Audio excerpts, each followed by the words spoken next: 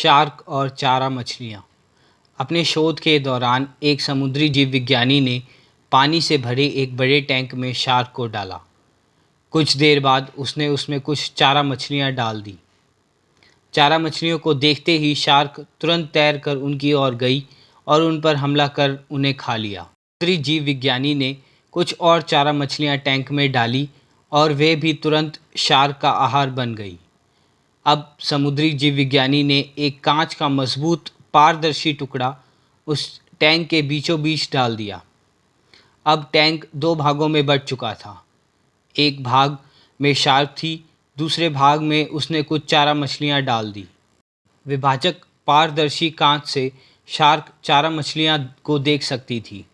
चारा मछलियों के देख फिर से उन पर हमला करने के लिए उस ओर तैरी, लेकिन कांच के विभाजक टुकड़े से टकरा कर रह गई। उसने फिर से कोशिश की, लेकिन कांच के टुकड़े के कारण वह चारा मछलियों तक नहीं पहुंच सकी। शार्क ने दर्जनों बार पूरी आक्रामकता के साथ चारा मछलियों पर हमला करने की कोशिश की, लेकिन बीच में कांच का टुकड़ा आ जाने के कारण वह असफल रही। कई दिनों तक शार्क उन कांच के विभाजक के पार जाने का प्रयास करती रही, लेकिन सफल ना हो सकी। अंततः थक हार कर उसने एक दिन हमला करना छोड़ दिया और टैंक के अपने भाग में रहने लगी।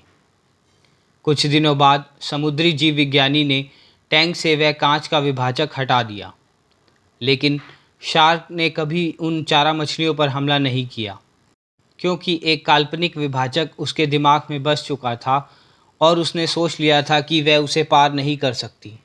दोस्तों, हमें इस कहानी से क्या सीख मिलती है कि जीवन में असफलता का सामना करते करते कई बार हम अंदर से इतने टूट जाते हैं कि हम हार मान लेते हैं।